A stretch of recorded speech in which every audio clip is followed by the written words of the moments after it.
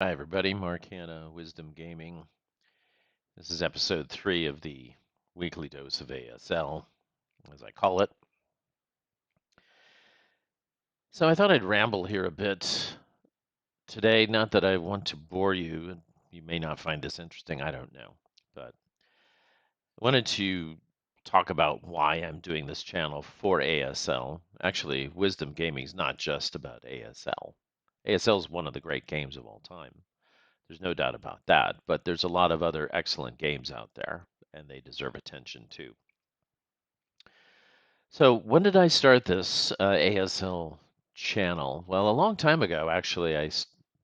Started a fanzine called At the Point, and this was many years ago. And it was semi-successful, but it was definitely a scratch product.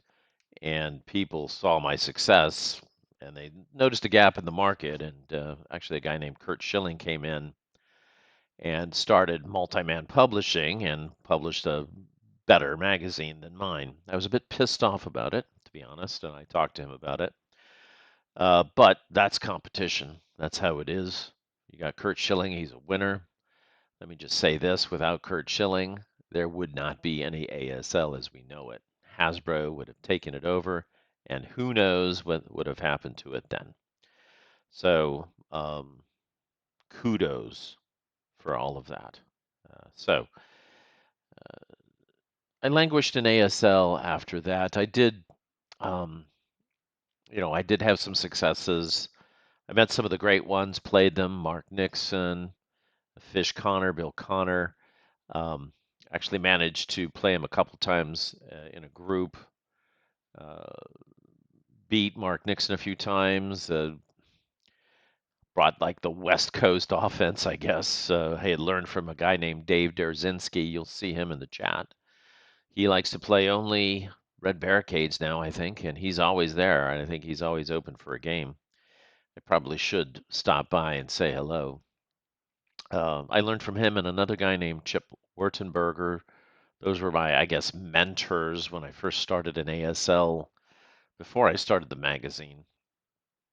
And they taught me a lot about how to play the game. I learned the game really by reading and reading and reading the rules and then finally going out to find somebody to play. That's how I did it. Um, so I know anybody can do that. It's a big elephant to eat. There's no question that you do want to play with other people and learn from them, and you're always going to do that. But that's the reason why I'm no big fan of the starter kits because I don't think they're necessary. That being said, people like those, and so fine, go and enjoy them.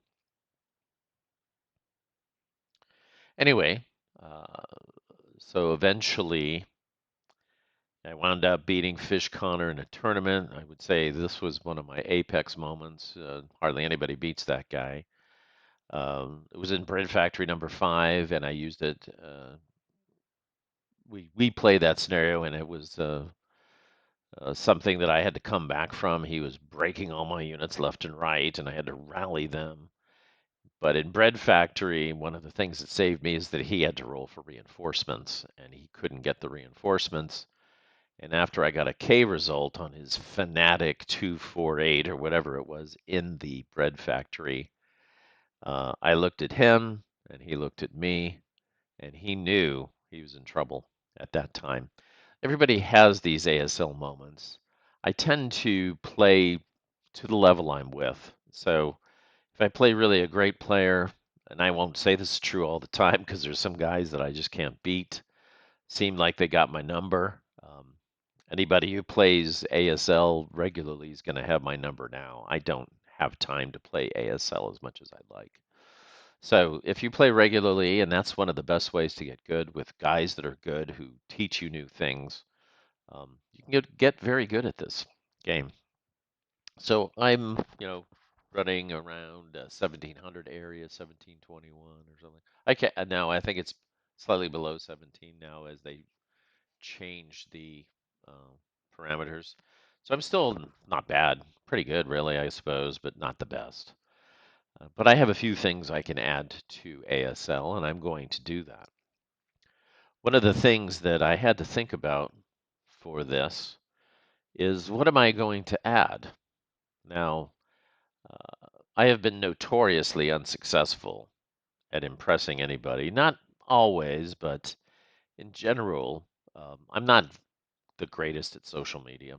Um, I don't give a flip for the rules of etiquette that is demanded in these forums uh, that everyone needs to, I don't know. Uh, you've all seen the rules at BGG. You've all seen the rules over at Game Squad. And there's a social construct within these. Over at Game Squad, uh, I call it, along with somebody else who coined the name, I can't take credit for it, the welcoming committee. And there's a few guys in Game Squad that form this welcoming committee. They're always there. They're always commenting on everything, and they always uh, gaggle up, so to speak, and agree with each other on pretty much every point. And I've always managed to find a way not to agree with any of them. So my tongue-in-cheek style is not appreciated over there, and I really don't care. Uh, if I did care, I'd try to change my style to adapt to the so-called group norms, whatever those are. Uh, BGG is a better place, I think, because it at least offers uniform rules that apply equally to everyone. They don't have some sort of heavy-handed guy who comes in and tries to orchestrate this kind of uh, conflict like you have over in Game Squad.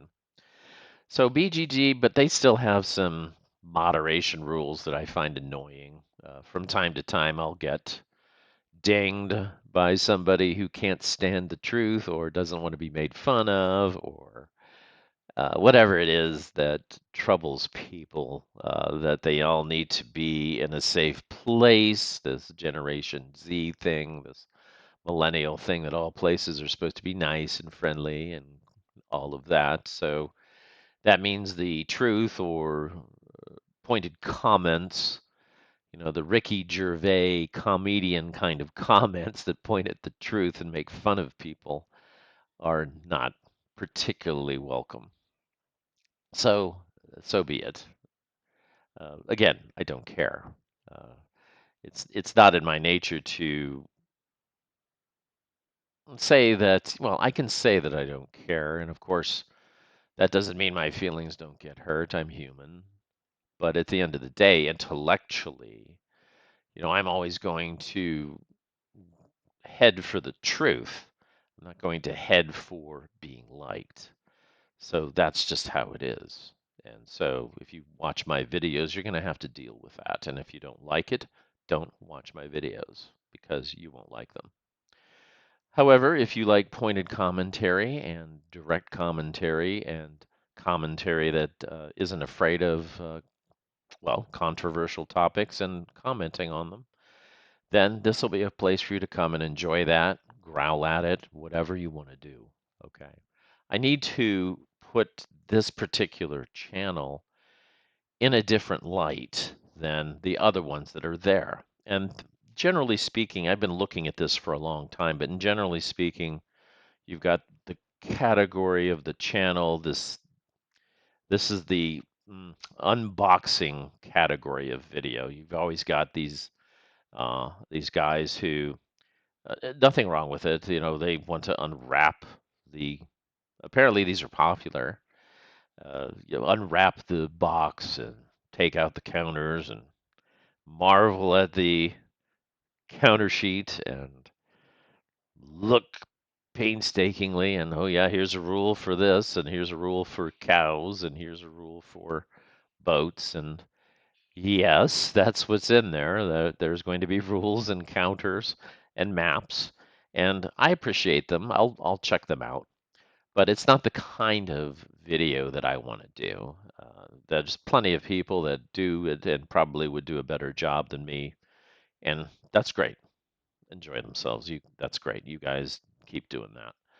And I'm sure you will. You're not going to listen to me to decide what you decide to put on your channels. Uh, the next kind of guy is the after action report guy, where, and you don't see this a lot in videos, but sometimes they get done where you can get some good information about how a scenario plays out. And there's thousands and thousands of scenarios with thousands and thousands of possible outcomes, so they can be interesting. But at the end of the day, they don't replace actually playing the game. So eventually I find them tedious. It's hard for me to watch 5 hours of after action replay video and really dig it. So I tend to not look into those very much. Then you've got the crew. There's several guys that will do the category of um, what do we, tutorials. Okay. In fact, the first video I did for ASL on YouTube, and you can find it in there, was somebody wanted me to explain how defensive fire worked. So I meticulously put together a video. My first one, did a lot of diagrams and everything, and did that, and he appreciated it. And I guess some other people have looked at it too. So these kinds of tutorial videos, uh, I think, are really great for the people who are doing the videos so that they can learn the system too. I think that's one of the reasons they do it. Uh, and that's great. That's fine. If you want to show people how the rules are written, so because they apparently can't do it on their own, they've got to have a visual aid, somebody guiding them along. That's fantastic. Go for that. I don't want this channel to be like that. I'm not interested in becoming yet another person providing tutorials. I might talk about situations in games and things like that. That'll be far more interesting. But it's really hard to actually find the proper niche for ASL, and actually wargamings in general have kind of a limitation on the kind of content that you can put together. You can do interviews of designers, you can have banter back and forth. There's a podcast that goes on out there. I haven't listened to any of the episodes. I'm not interested in it. Um, I've met those guys. They're nice guys. They're funny guys at some of these tournaments over here. But so at the end of the day, I'm trying to find a sort of a variety of topics to talk about. Something different every week, something interesting every week. The first week, I did a review of the new ASL journal that has come out, which is an outstanding one, by the way. Some real academic work went into that, not typical of previous journals. So, highly recommend that. You can watch my video on it. I'm not going to go into it again. Um, Last week, then I made fun of the rule that they have for a free VCA change in ASL. Everybody just assumes that this is a normal thing that all tanks and vehicles should be able to do.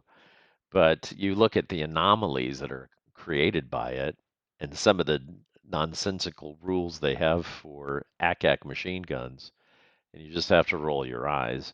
If you don't roll your eyes, and if you don't think it's somewhat ridiculous and funny, then you're one of those ASL loyalists, I would say, that think that the rule book has been supremely designed.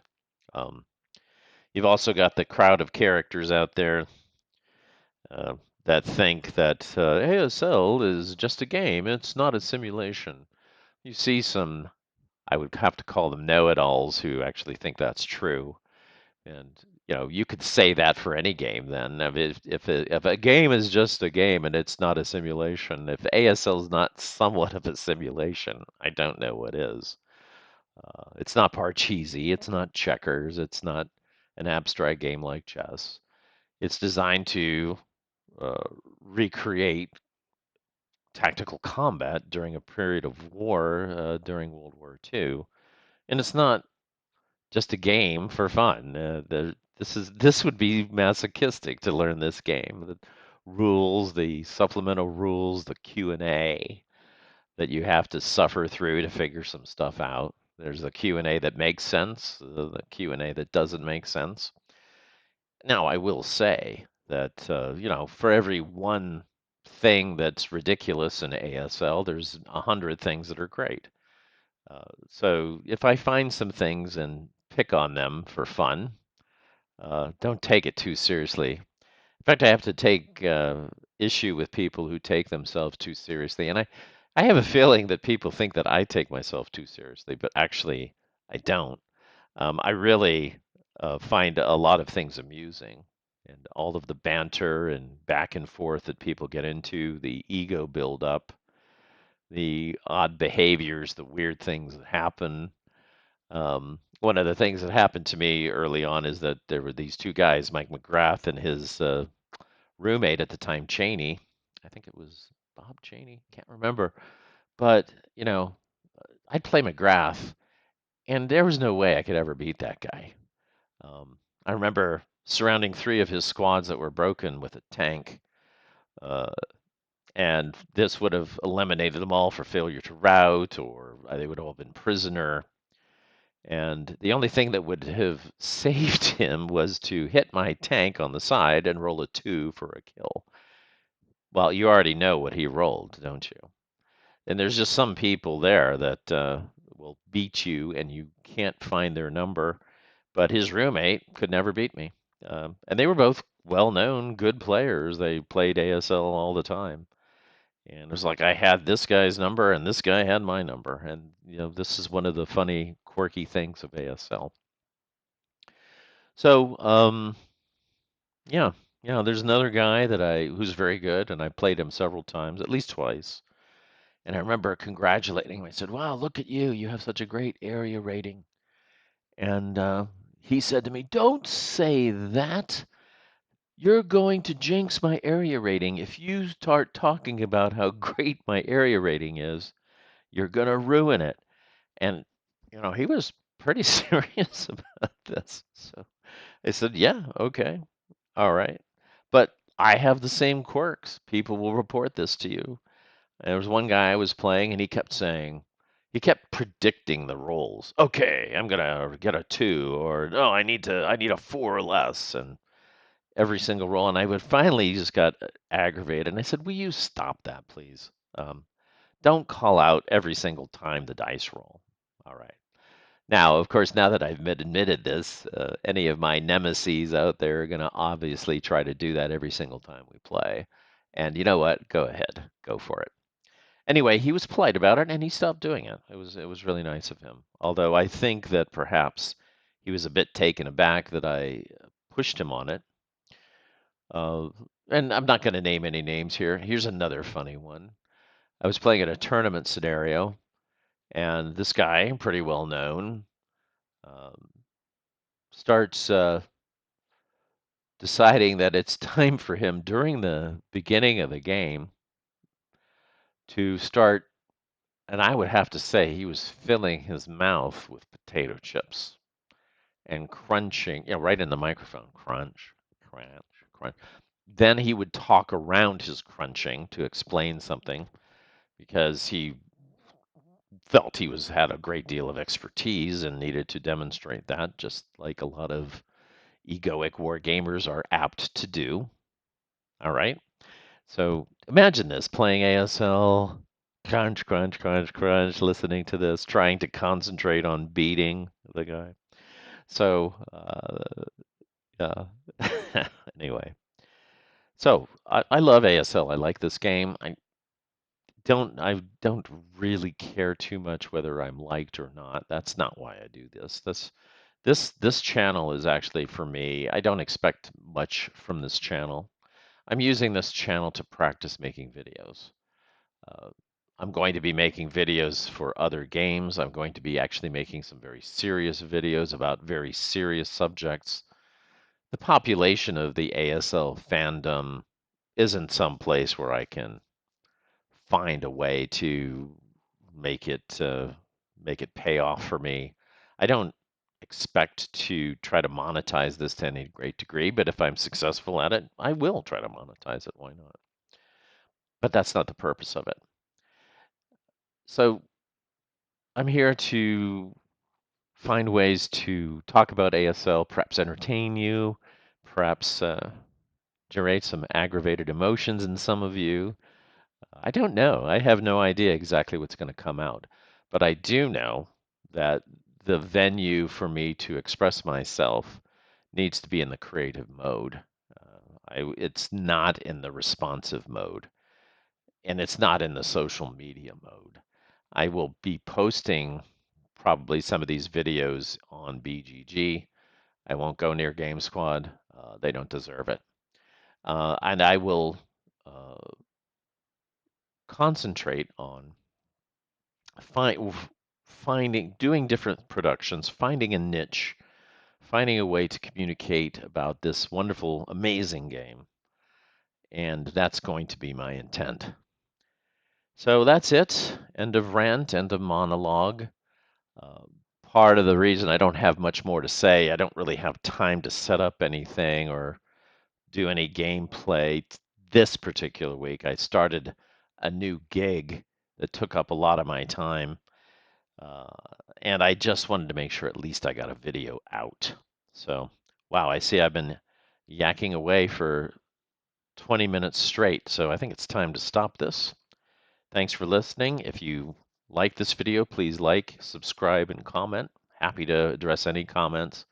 Unlike some other producers of ASL videos, I'm willing to have debates. So there's a lot of guys who don't want what they have to say questioned. They don't want anybody to contradict their brilliant opinions. Well, you can feel free to contradict mine. Come on in and see if you can do that. That's absolutely fine by me. I like that sort of conflict. I enjoy it. So let's give it a try. All right, everybody. Thanks a lot for listening. If you liked it, great. Like it, comment, and subscribe. If you didn't like it, great. Thanks for staying so long to listen to me all this time. Ciao.